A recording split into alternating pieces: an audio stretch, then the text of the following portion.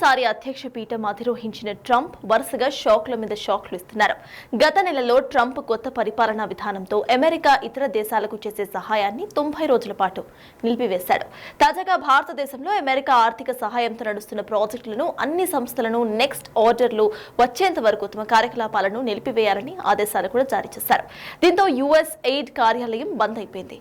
మరి మన దేశంలో ఈ నిర్ణయం ఏ సంస్థలపై ప్రభావితం చూపిస్తోంది, ఏ పనులు ఆగిపోయే ప్రమాదం ఉంది అనే విషయాలపై బిగ్ టీవీ స్పెషల్ స్టోరీ.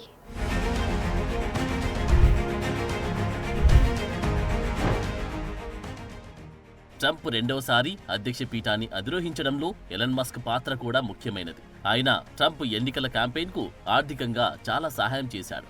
అందుకే ఎలన్ మస్క్ను ట్రంప్ తన పరిపాలనా టీంలోకి తీసుకున్నాడు. ట్రంప్ తీసుకునే కీలక నిర్ణయాల్లో ఎలన్ మస్క్ ప్రభావం ఉంటుంది. ఎలన్ మస్క్ దృష్టిలో యుఎస్ ఎయిడ్ అనేది ఒక క్రిమినల్ సంస్థ. అందుకే ఈ సంస్థను బ్యాన్ చేయాలని ఎలన్ మస్క్ కంకణం కట్టుకున్నాడు. అందుకే ప్రత్యేక చొరవ తీసుకుని ట్రంప్తో మాట్లాడి ముందుగా 90 రోజుల పాటు బ్యాన్ చేయించాడు. కొత్త విదేశీ పాలసీ అమల్లోకి వచ్చాక తిరిగి యుఎస్ ఎయిడ్ను తొలగించాలా, కంటిన్యూ చేయాలా అన్న విషయం నిర్ణయిస్తారు. అయితే అమెరికా ప్రభుత్వం తీసుకున్న ఈ నిర్ణయంతో భారత్లో చాలా విద్య, ఆరోగ్య సంస్థలపై ప్రభావం పడుతుంది.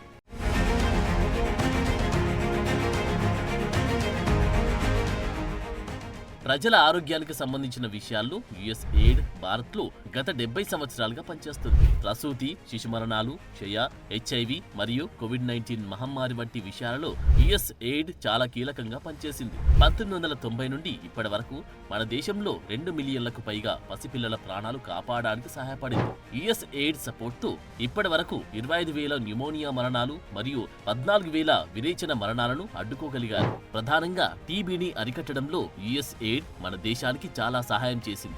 భారత్లో 1995 నుండి ఎయిడ్స్ పట్ల అవగాహన కల్పిస్తూ ఎయిడ్స్ ఎక్కువగా వ్యాప్తి చెందకుండా మరియు ఎయిడ్స్ పేషెంట్స్ సంరక్షణకు కృషి చేసింది.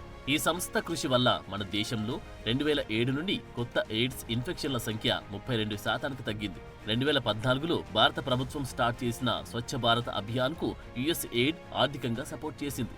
ఈ సహాయంతో 3 లక్షల మందికి పైగా గృహ మరుగుదొడ్లను సమకూర్చుకోగలిగారు.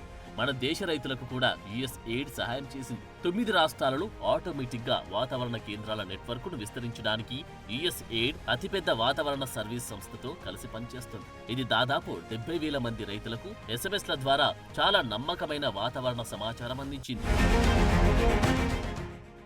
అసలు ఈ యుఎస్ ఎయిడ్ ఎప్పటి నుండి ప్రారంభమైందని చరిత్రను చూస్తే 1947లో మార్షల్ లాగా ప్రారంభమై మొదట్లో యూరప్ దేశాలకు గణనీయమైన సహాయం చేసింది. 1961లో అప్పటి అమెరికా అధ్యక్షుడు కెనెడీ విదేశీ సహాయ చట్టంపై సంతకం చేసి యుఎస్ ఎయిడ్ ను చట్టబద్ధ సంస్థగా క్రియేట్ చేశాడు. ఇన్ని సంవత్సరాలుగా ప్రపంచ దేశాలకు మరియు పర్యావరణానికి సహాయకారిగా ఉన్న యుఎస్ ఎయిడ్ ను ట్రంప్ మరియు ఎలన్ మస్క్లు కలిసి కాలగర్భంలో కలిపేయడానికి సిద్ధపడుతున్నారు. యుఎస్ ఎయిడ్ అనే సంస్థ అమెరికా ప్రభుత్వంలో అతిపెద్ద మానవతా విభాగం. దీనిలో దాదాపు 10,000 మందికి పైగా సిబ్బంది ఉన్నారు. వారందరూ ఇప్పుడు ఉద్యోగాలు కోల్పోయే పరిస్థితిలో ఉన్నారు. 2023 ఆర్థిక సంవత్సరంలో ఈ సంస్థ $40 బిలియన్ల పైగా ఖర్చు చేసింది. ఈ నిధి 130 దేశాలలో వివిధ కార్యక్రమాలు చేయడానికి సహాయం చేసింది. ప్రస్తుతం భారతదేశంలో పనిచేస్తున్న యుఎస్ ఎయిడ్ ప్రాజెక్టులను అన్నిటినీ కలిపి నిలిపివేయాలని చాలా స్పష్టంగా ట్రంప్ ఆదేశాలు జారీ చేశారు. ఇప్పటికే తన నిర్ణయాలతో ప్రపంచ దేశాలను షేక్ చేస్తున్న ట్రంప్ ఇంకా ఎలాంటి నిర్ణయాలు తీసుకుంటాడోనని ప్రపంచ దేశాలన్నీ